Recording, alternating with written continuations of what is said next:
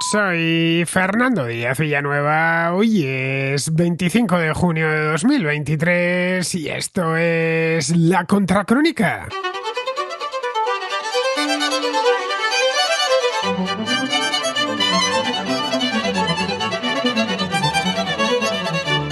Bienvenidos a la contrarréplica del domingo.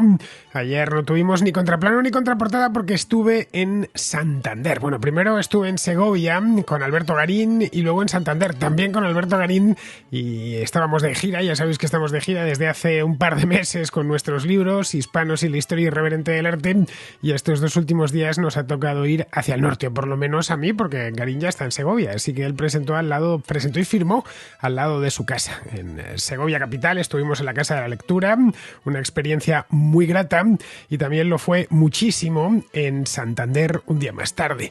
Hicimos la presentación en la librería Gil, que está en la plaza de Pombo, y bueno, aquello fue una locura. Nos trataron estupendamente bien los santanderinos, aquello se llenó, la conversación se alargó durante tranquilamente 2 horas, o incluso me atrevería a decir algo más, pues hasta que nos cerró ya la librería, y nos daba un poco de apuro seguir porque estaban las de la librería ahí esperando para irse a su casa, pero bueno, que estuvo muy bien, muy bien. La única pena es que hemos estado Alberto y yo poco tiempo.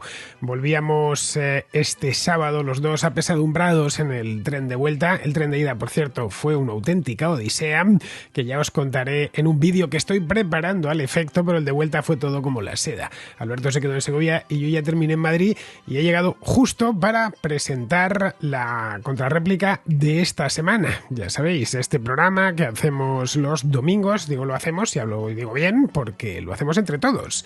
Sois vosotros los que me traéis los temas a tratar, temas siempre del máximo interés, y al tratarse de la contrarréplica de los domingos, el resto de la semana y contrarréplica, pero de actualidad, pues son temas de interés durante muchísimo tiempo.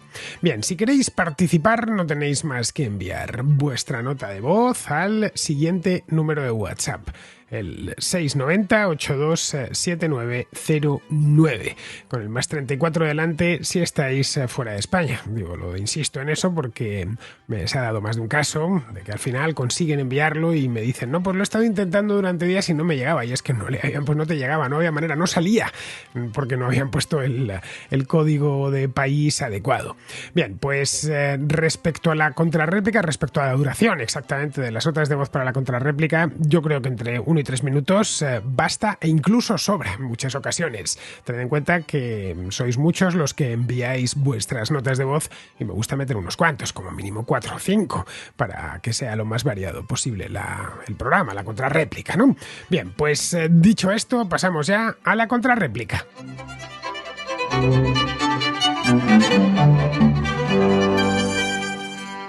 Empezamos con José, que está en Toronto, en Canadá, y que nos habla del lenguaje inclusivo allí en el país donde reside, en Canadá, y de cómo esto ha permeado a la sociedad civil. Quería comentarte que escuché la contrarréplica en vivo del domingo, en donde participó una persona, si no mal recuerdo, también llamada José, que vive aquí en Toronto, preocupado por el tema del lenguaje inclusivo y de la forma que se está llevando o se está aplicando la ley para forzarnos a utilizarlo en Canadá.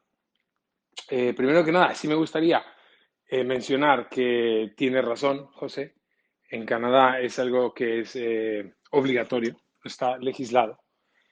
Pero está legislado también sobre parlamentos locales y en contradicción con muchas otras leyes.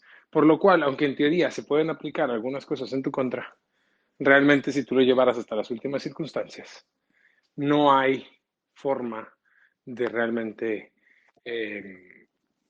pues de realmente aplicarte la ley de la forma en la que la ley está escrita, ¿no? Se contradice con muchos otros derechos de libertad de expresión y muchas otras cosas. Ahora, lo que sí es cierto es que en el mundo corporativo y en la legislación corporativa se ha vuelto una cuestión muy, muy importante. Y más que nada en el distrito financiero de Toronto, en el de Montreal, en el de Vancouver, en el de Quebec, que son las partes del país donde están más desarrollados y donde hay más inclusión y diversidad, por llamarlo de alguna forma.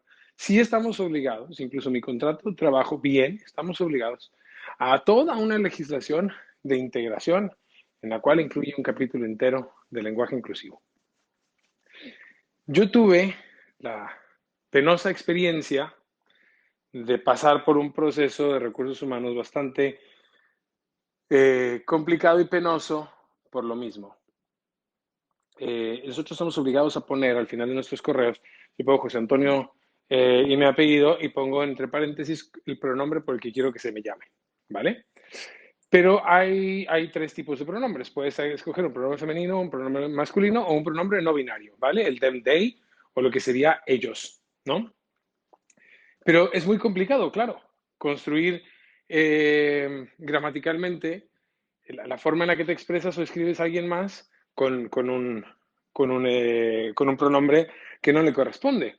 Y pues bueno, perdonadme, pero pues para mí es un poco complicado. Yo no tengo ningún problema con que si te llamas Juan y te quieres pasar a Juana, pues muy fácil, se te llama Juan, la Juana y ya está, se acabó, no hay ningún problema, ¿vale? Pero para una cosa está una y para otra cosa está la otra. Se vuelve confuso cuando entramos en el ámbito no binario. Y yo fallé varias veces en referirme a alguien a partir de ese pronombre no binario que había seleccionado y por el que prefería que se le llamara, al punto de que se me llamó alguna vez la atención. Y cuando se me llamó la atención, no di mucha importancia, tampoco me lo tomé a juego, pero dije, bueno, vale, a ver, que no es fácil, total. El punto de que lo hubiese reclamado provocó que esta otra persona reclamase en mi contra. Para hacerte la historia corta, me suspendieron durante una semana mientras echaba a andar una investigación interna para determinar mi comportamiento no inclusivo y potencialmente discriminatorio, el cual tendría consecuencias directamente de despido justificado, ¿no? A lo mismo, a mí me entró un coraje horrible y bastante enojo y contacté a un abogado, muy buen amigo mío, el cual me escribió totalmente la forma de plantear mi forma de revocar esto y todo terminó bien. A la hora de volver me dijeron que me iban a comentar el tema del juicio aquel interno, claro que no tiene ningún valor más que el valor interno corporativo, y antes de que lo hicieran yo pasé un documento, el cual leí en contra del board que iba a tomar esta decisión, diciendo que yo al ser extranjero y el inglés no mi primera lengua, me estaba encontrando dentro de una estructura gramatical la cual no se estudia en inglés y que no es un inglés correcto, de la cual yo no tengo obligación a entender, y si ellos me intentan obligar a entenderlo, me están discriminando por no haber nacido aquí y por no haber ido al colegio aquí. A lo cual todos terminaron enterrando el tema y yo regresé a mi puesto como si no hubiera pasado nada. Es que claro, si a esas vamos, todos de alguna u otra forma estamos potencialmente siendo discriminados por algo. Aquí yo creo que más bien se trata de ver quién llora más fuerte y nada más. Pues, ¿qué quieres que te diga, José? Es una historia terrorífica la que nos cuentas. Enlaza directamente con un caso, no es exactamente lo mismo, pero es similar, que ha sucedido en España hace solo unos días, vamos, esta misma semana. Resulta, no entiendo que no te habrá llegado, porque esto ha sucedido en España y no tiene por qué llegar a Canadá. Es un asuntillo menor, obviamente, pero vamos, que ha dado pie a algunas noticias en los periódicos. Pues resulta que en un supermercado Lidl es una cadena alemana de supermercados muy famosa en Europa, que está este supermercado en Málaga. Málaga está una ciudad en el sur de España. Una cajera, pues está, según parece, pendiente de su despido porque llamó caballero a un transexual cuyo aspecto externo era asimilable con el de un hombre, es decir, con el de un caballero. Vamos, que tenía la voz grave, las facciones de la cara propiamente masculinas e incluso creo que iba vestido de forma típicamente masculina. Aunque bueno, ya sabéis que ahora no nos distinguimos demasiado. Hay cierta forma de vestir unisex, podríamos llamarla así. No sé exactamente cómo iba vestido, pero vamos, la cajera, esta señorita, lo que hizo fue confundirle, me llamó caballero, nada más. El transexual en cuestión se quejó por las redes sociales, señalando a la cajera, y al parecer Lidl, ya sabéis que las empresas estas cosas se las toman muy en serio, pues se plantea despedirla. De hecho, se ha desatado una campaña feroz en las redes sociales pidiéndole clemencia a Lidl para que, en fin, no despida a su trabajadora, porque realmente no tiene la culpa de nada. Esto le puede pasar a cualquiera. Bien, hacer esto en España, esto que te acabo de contar, José, hace unos años, bueno, unos años impensable directamente.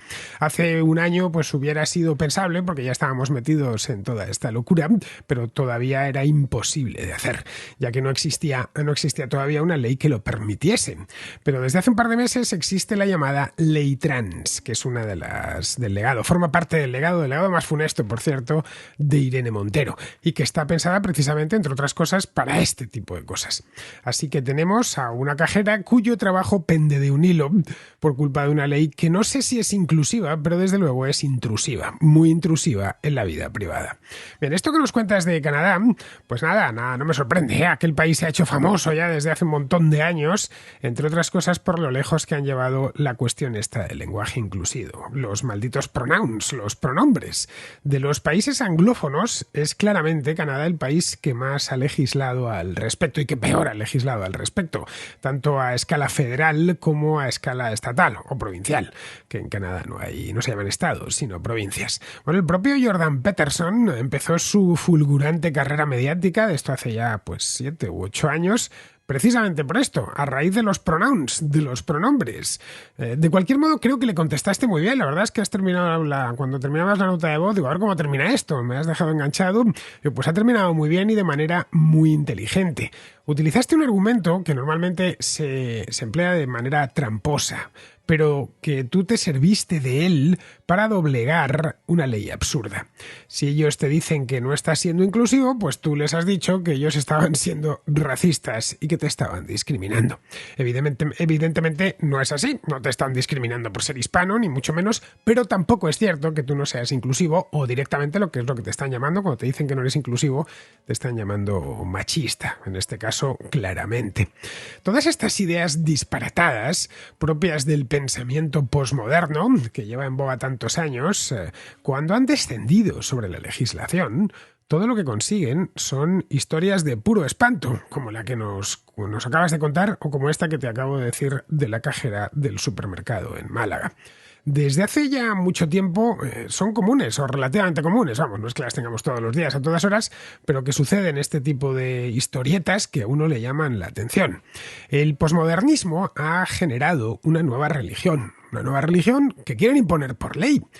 Porque la otra religión no se puede imponer por ley. Desde hace ya mucho tiempo en Occidente el cristianismo no se impone por ley. A ver, yo puedo, sin problemas, decir públicamente, afirmarlo, dejarlo por escrito, hablar en televisión y decirlo, pues qué sé yo, que la Virgen María no era virgen, o que dudo de la existencia de Dios, o que los evangelios son un invento. Lo puedo decir.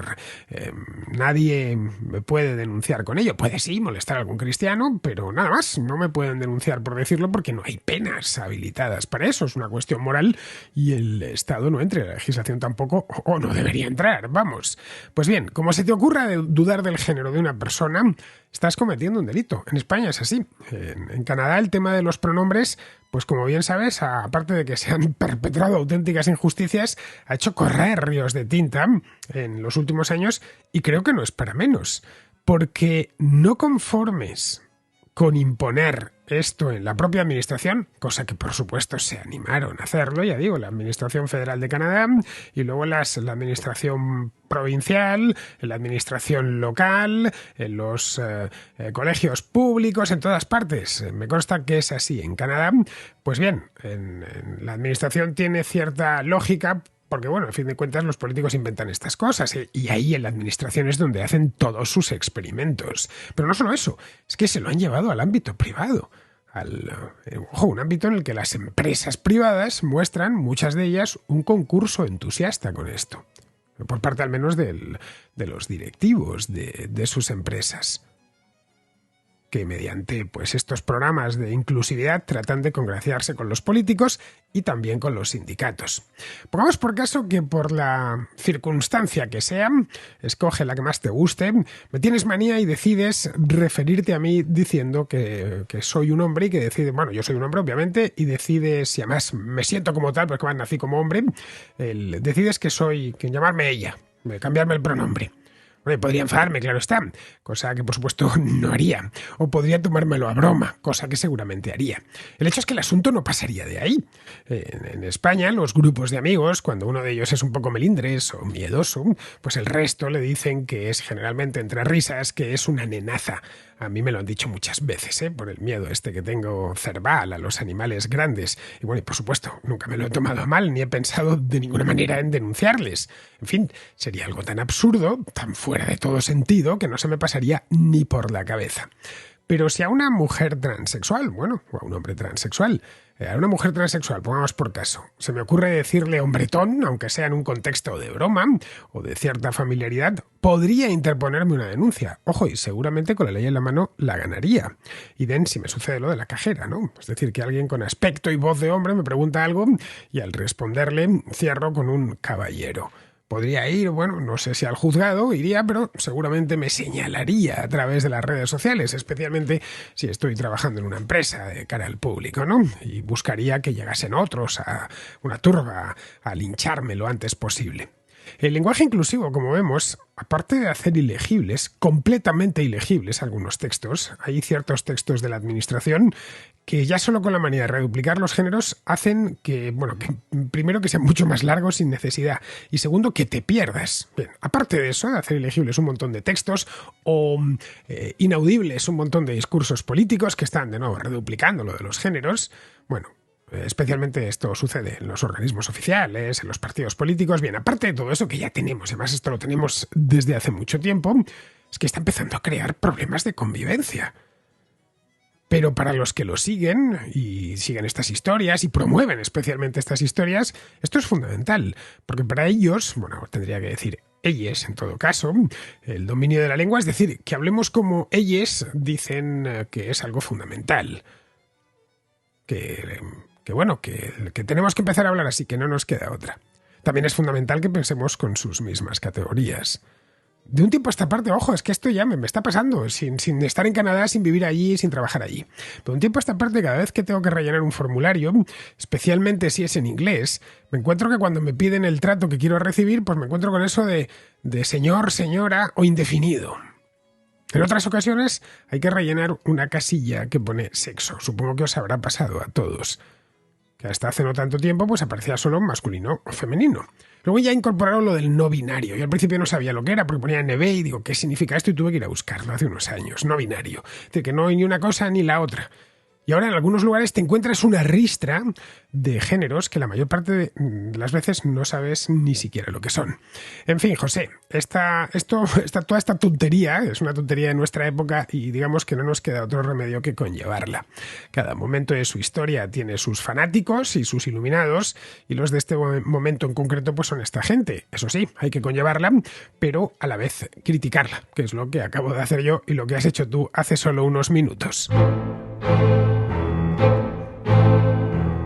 Seguimos con otro contraescucha. Este contraescucha se llama José también, aunque este está en España, que nos habla de un concepto del que ya he hablado muchísimas veces aquí en la contrarréplica. Creo que lo hemos tratado también en la contrahistoria, en más de una ocasión, con Alberto Garín. Me refiero al concepto de presentismo histórico. Eso sí, en el que lo que nos trae José exactamente es el presentismo histórico aplicado al cine. Ayer por casualidad coincidí con una persona que estaba siguiendo los capítulos de los Bridgestone.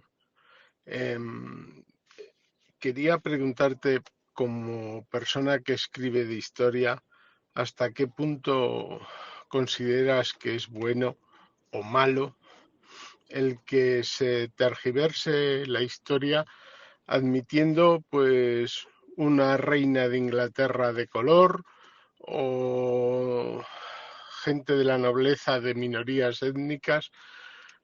¿Hasta dónde puede llegar eso? Y en el mismo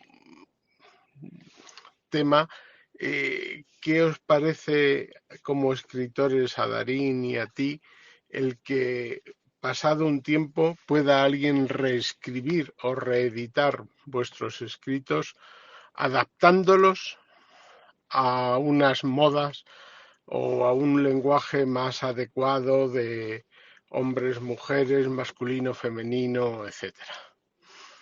¿No se aconsejaría que al empezar el capítulo dijera: en esta serie hay una manipulación o se han tomado ciertas licencias?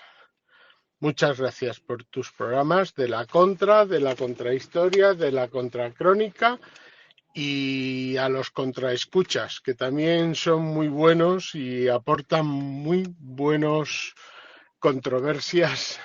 Empezando por la segunda pregunta que haces, creo que ni a mí, ni a Garín, bueno, ni a nadie que escribe, pues le gustaría que en el futuro, cuando ya no esté, pues llegue alguien y modifique lo que escribió. Evidentemente no podrá hacer nada para impedirlo porque ya no estará aquí, ¿no? Entonces serán sus herederos intelectuales o sus herederos, bueno, pues primero sus herederos legales, hasta que esa obra revierta al dominio público. Y luego ya, pues, en fin, quién sabe, quien decida o se sienta autorizado para cambiar eso, pero esto evidentemente no le gusta a nadie. A mí no me gusta que me toquen los textos hoy y estoy vivo, así que después no podré expresar mi disgusto, pero quien vaya a hacerlo podrá imaginarse que no me gusta a nadie que escribe le gusta que alteren sus palabras. Bueno, no hace falta escribir libros, ¿eh? Si escribes una carta y dentro de 10 años ves que te lo han alterado, no, que yo no dije eso exactamente, ni utilicé estas palabras, no, o te quitan adjetivos, por ejemplo. Esto evidentemente lo dices por lo de Roald Dahl, que ya lo vimos el verano pasado, andaban pensando en cambiar, bueno, como andaban, no, es que lo han hecho, cambiar esto, que querían cambiar también, esto es más reciente, ¿no? Cambiar lo de la vida de Brian, ¿no? Que tuvo que salir uno de los actores diciendo que no era verdad, quitar el personaje, bueno, más que al personaje, a la escena de Loretta, porque la consideraban ofensiva, algunos, y entonces algunas, y entonces eso no podía ser, claro. Por suerte, John Cleese, concretamente, que era uno de los miembros de Monty Python, pues dijo que no tenía ninguna intención. Claro, quién sabe, dentro de 50 años, evidentemente John Cleese ya no estará entre nosotros, entre otras cosas porque tiene cierta edad, ¿no? Y 50 años no va a sobrevivir, pero podría suceder que terminen quitando la secuencia de Loretta, bueno, la terminen quitando en la versión canónica de la película o en las versiones teatrales que se vayan haciendo. Desde luego, la secuencia de Loretta es inmortal y la podremos seguir viendo, así que eso tampoco sirve para nada. Luego, respecto a la primera pregunta que haces, la del presentismo, podríamos llamar este tipo de presentismo cinematográfico, que es una variante del presentismo histórico tan en boga en nuestra época. Esto del presentismo cinematográfico, hemos hablado un montón de veces aquí en la contrarréplica y también en el contraplano, ¿eh? La operación consiste en traer del pasado a un personaje o directamente a varios personajes un episodio histórico, ¿no? Y hacer una película o una serie con él y poner todo al gusto de las modas actuales. Nada más. Luego, las modas intelectuales actualmente imperantes. Lo hemos visto en varias series y películas históricas de los últimos años. Me vienen a la cabeza dos, así de golpe pensándolo, que han sido muy polémicas, por cierto.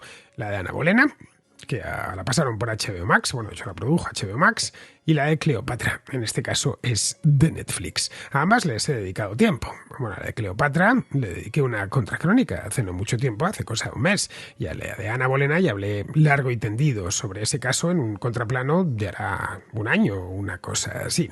Bien, en ambos casos, lo dije en su momento, son personajes históricos. En fin, sabemos cuándo vivieron, cuándo nacieron, cuándo murieron, dónde vivieron, y los tenemos perfectamente documentada su vida, y también tenemos una imagen bastante fiel, sobre todo en el caso de Ana Bolena, de cómo eran, es decir, cuál era su aspecto. Por lo tanto, si lo sabemos, no cuesta demasiado reconstruir su aspecto. Para reconstruir a Cleopatra, pues no puedes poner a una señora de 77 años, porque murió a los 39, entonces ya esto tiene un límite de edad, ¿no?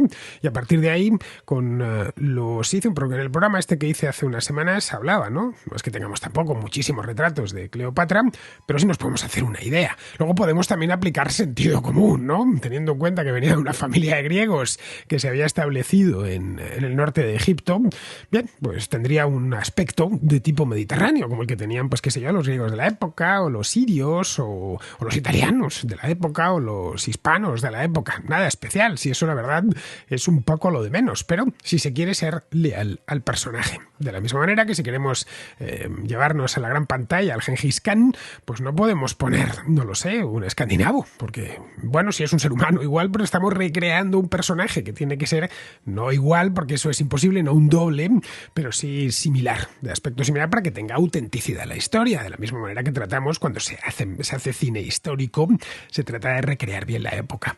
El vestuario, las ciudades, los medios tecnológicos, qué sé yo, los medios de transporte, etcétera, que sea lo más creíble posible. Imaginemos que estamos viendo una película de romanos y levanta uno la mano, dice Ave César, y se le ve la pulsera del reloj, ¿no? Del Apple Watch. Pues sería un poco de risa, ¿no? Oiga, que es que no se había inventado todavía.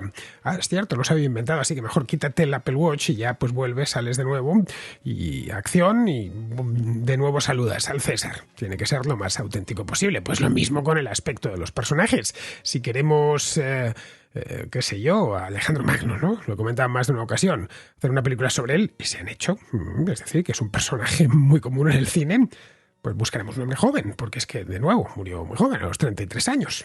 Es perfectamente lógico. Si queremos llevarnos a Jesucristo al cine, otro personaje histórico, pues de nuevo tendremos que buscar un hombre de unos 30 años aproximadamente, que es lo que tenía Jesucristo, 33, es según el relato bíblico, cuando murió, cuando le crucificaron, mejor dicho. Así que no vamos a poner un Jesucristo de 90 años. Pues con esto pasa exactamente lo mismo. En el tema de Ana Bolena y Cleopatra, pues se les fue, como bien sabemos, un poquito la mano, pero es que querían que se les fuese.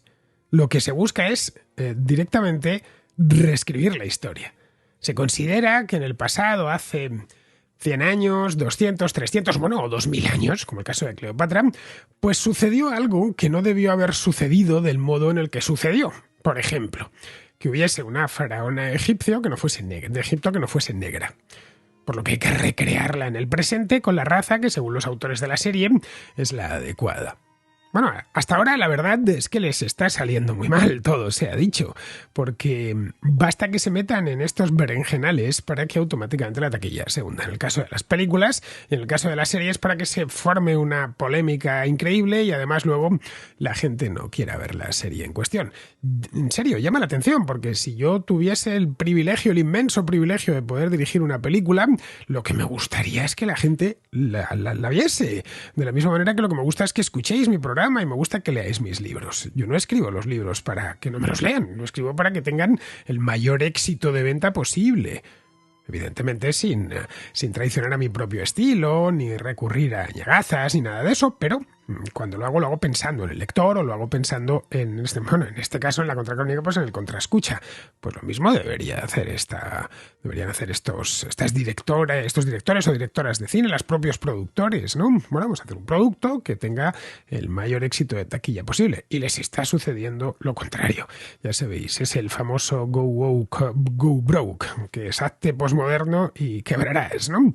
Bien, pues como sucede con casi todas las cosas relativas al pensamiento posmoderno, sus consecuencias entran directamente en el reino del disparate y lo único que consiguen es crear enfrentamiento y polémica sin ninguna necesidad. Pero al igual que le decía antes al otro José, al de Toronto, le decía que tratan de apoderarse de la lengua, también tratan de apoderarse de la historia.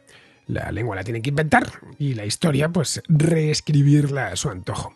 Pueden hacerlo en libros o en manuales de texto, pero esos no son tan consultados como las series o las películas de ficción, que se ven muchísimo, sobre todo si son buenas. A ver, pocos van a leer una biografía erudita sobre Ana Bolena. Pero muchos, en cambio, van a ver en el cine o en casa, ¿no? Una serie sobre Ana Bolena. Especialmente si has invertido dinero en ella, has contratado buenos actores, buena dirección artística y tiene buena distribución, como el caso de HBO o de Netflix. Bien, vamos ahora con Chema, que es de La Coruña y que quiere que hable de la reforma laboral. Mira, me gustaría proponer un tema y es porque en varias réplicas que te han hecho en el programa sobre el horario laboral y demás, ya ha salido, pero un tema con enjundia y es el tema de la reforma laboral y verdades, mentiras y otros cuentos del sistema laboral. Es decir, ¿por qué nadie pone en cuestión que si hay una legislación que dice que solo se pueden hacer un tanto por ciento de horas extras cuando no hay inspecciones apenas, porque no las hay, eso es una realidad? No se cumple la ley cuando por ejemplo, hay otras cosas que están mal, como es el hecho de rigidizar tanto el mercado laboral y tantos tipos de contratos, etcétera, etcétera, etcétera. Es decir, yo creo que da para mucho un debate sobre el sistema laboral en España, con sus luces, sus sombras, sus bulos y sus medias verdades. Creo que la izquierda utiliza mucho, desde el punto de vista, esta falsa dicotomía de empresario, villano, trabajador, héroe. Eso es algo heredado del maldito marxismo y todas estas concepciones, pero también es cierto que no le puedes dar el poder a una persona para que haga lo que quiera con otras, porque al final lo que sobra es gente en este mundo, y lo que sobra es gente dispuesta a hacer lo que sea para poder ganarse la vida, ya que somos muchos y los recursos son limitados. Así que nada, un saludo y espero que tengas en cuenta este audio para plantear a tus oyentes un debate serio. Creo que tienes la capacidad y sobre todo el acceso a personas que realmente saben de lo que hablan, que yo al fin y al cabo soy un simple aficionado. Pues mira, Chema, lamento llevarte la contraria, pero en este mundo no sobra precisamente gente para trabajar, ¿eh? En muchos sectores cuesta un triunfo encontrar un empleado, no digamos ya un buen empleado. Hay una competencia feroz por los mejores trabajadores. Quizá en España no lo veamos de manera tan clara, porque las cifras de desempleo siempre han sido muy altas. Pero en otras economías, como la estadounidense, la alemana, las economías de Escandinavia, bueno, un montón de países, prácticamente, por lo menos de todo el mundo desarrollado, la británica, en esas encontrar trabajadores cualificados es dificilísimo. Es para las empresas, quiero decir. Bueno, y más difícil todavía mantenerlos. Por un sueldo un poco más alto se marchan y cuesta mucho reemplazarlos. Así que esa idea de que se tiene en general, ¿no? De que sobra gente, sobran empleados y falta trabajo para esos empleados, no es del todo cierto. De hecho, no es cierta. Cualquier empresario lo sabe, especialmente si se dedica a ciertas ramas de la producción. Caray, no hay más que echar un vistazo a las ofertas de empleo. Y no ya las que podemos encontrar a través de Internet, sino las que encontramos cuando caminamos por la calle y vemos los escaparates. No sé cómo estará la cosa en La Coruña, pero en Madrid es relativamente común ver cartelitos en las tiendas que pone se necesita empleado, se contrata gente, etcétera, ¿no? Porque tiene mucha rotación, además. Respecto a las limitaciones que pueda poner la ley en la contratación, que en eso consiste una reforma laboral, es una regulación sobre ese mercado. Cuantas más limitaciones se pongan, más difícil será la contratación. Pero ojo, la contratación formal, que no la informal. Ahí no hay contrato. Veo que tienes una fe ciega en lo que dice la letra de la ley. Si esa ley es excesivamente reglamentista o restrictiva, la ley se sortea, es decir, no se cumple, o la actividad se hunde. Si, por ejemplo, el gobierno fijase un salario mínimo de 9.000 euros al mes, la mayor parte de los españoles tendrían que ser despedidos, porque es muy poca gente la que gana eso. Unos cuantos seguirían trabajando en negro de aquella manera y muchísimas empresas desaparecerían, especialmente las que no tienen posibilidad de operar en negro, que son más de las que imaginamos. Lo mismo sucedería en el caso de que se prohibiese el despido, la inamovilidad que se llama, o que llaman a los sindicalistas. Los empleados deberían ser inamovibles. En Venezuela se hizo. Claro, las empresas, al no poder ajustarse, despedirían a toda la plantilla en cuanto tuviesen problemas y cerrarían, desaparecería la empresa. Y con la empresa desaparecerían también los empleos. En cuanto a lo que comentas de las horas extras, aquí has traído una cuestión concreta. A ver, yo no veo la necesidad de que el legislador tenga que meterse en ello. Si yo soy trabajador de una empresa y acuerdo con mi patrón, con el empresario, hacer, no lo sé, 4 horas extras al día, trabajo 8 por contrato y quiero trabajar 12, quiero meter todos los días 12 horas, de 9 a 9 de 9 de la mañana a 9 de la noche, porque el Estado me va a decir que no puedo hacerlo, me va a decir cuántas puedo hacer. ¿Acaso va a trabajar por mí el Estado? Voy a poner yo el trabajo y me beneficiaré del sobresueldo que me voy a llevar. En el caso de que un empresario no quiera pagar las horas extras o quiera tener horas extras sin remunerar, a ver, no te puede obligar a hacerlo. Esas horas, no lo olvidemos, están fuera de contrato. Cabe la posibilidad de que te despida, claro. En ese caso sería un despido improcedente y por lo tanto denunciable. Mucha gente, de cualquier modo, y esto supongo que lo habrás observado, hace horas extras sin cobrar, ni pretende cobrarlas. o mejor dicho, pretende cobrarse esas horas extras en un futuro, pero no digamos, en cash en el momento, sino mediante ascensos. Por ejemplo, si se va a abrir un nuevo departamento, pues tengo intención de que me coloquen en ese nuevo departamento que se va a abrir, o que me destinen a tal nueva oficina. Entonces voy a hacer méritos. Una manera de hacer méritos en una empresa es echarle horas, ¿no? Bueno, o subidas de sueldo más a largo plazo.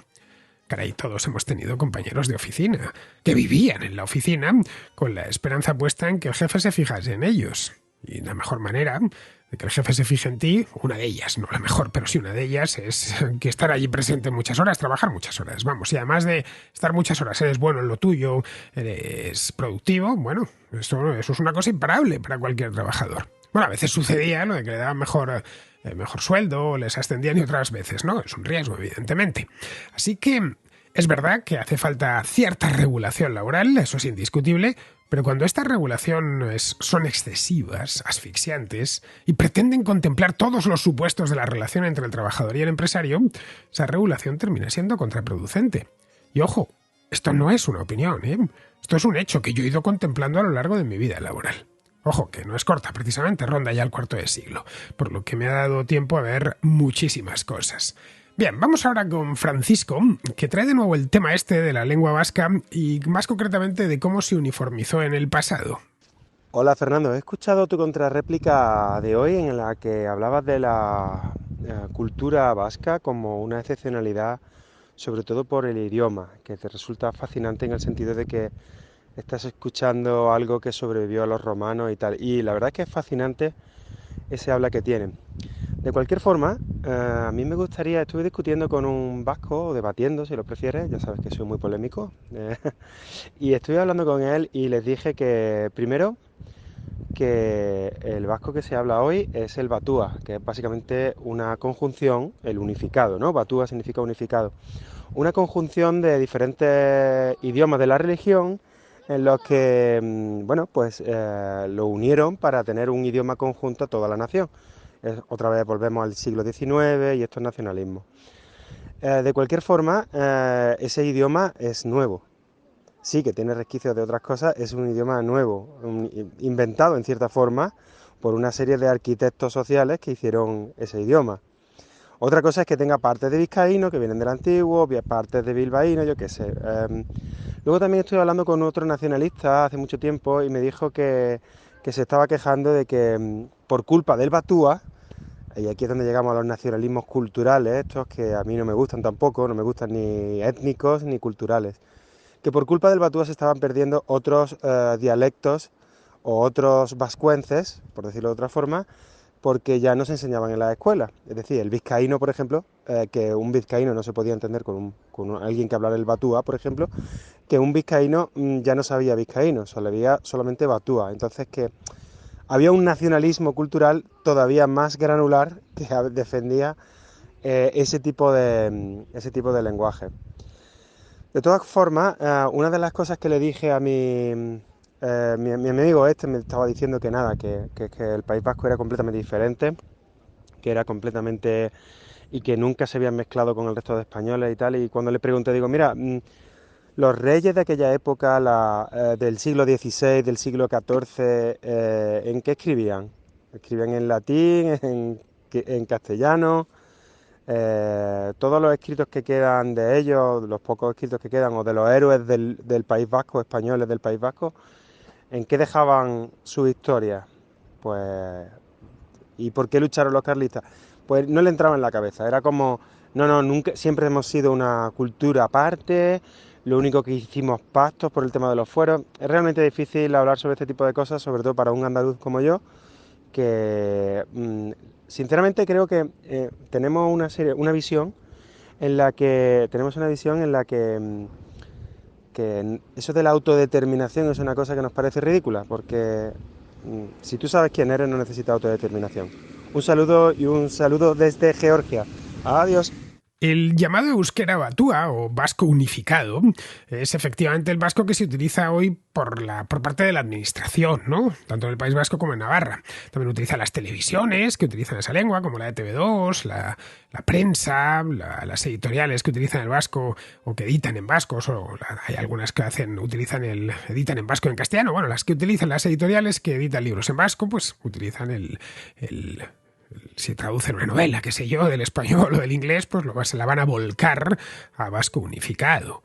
Bien, esta variante de vasco, la unificada, es muy reciente, más de lo que mucha gente se piensa. Tiene algo más de 50 años. Se creó en el llamado Congreso de Aránzazu.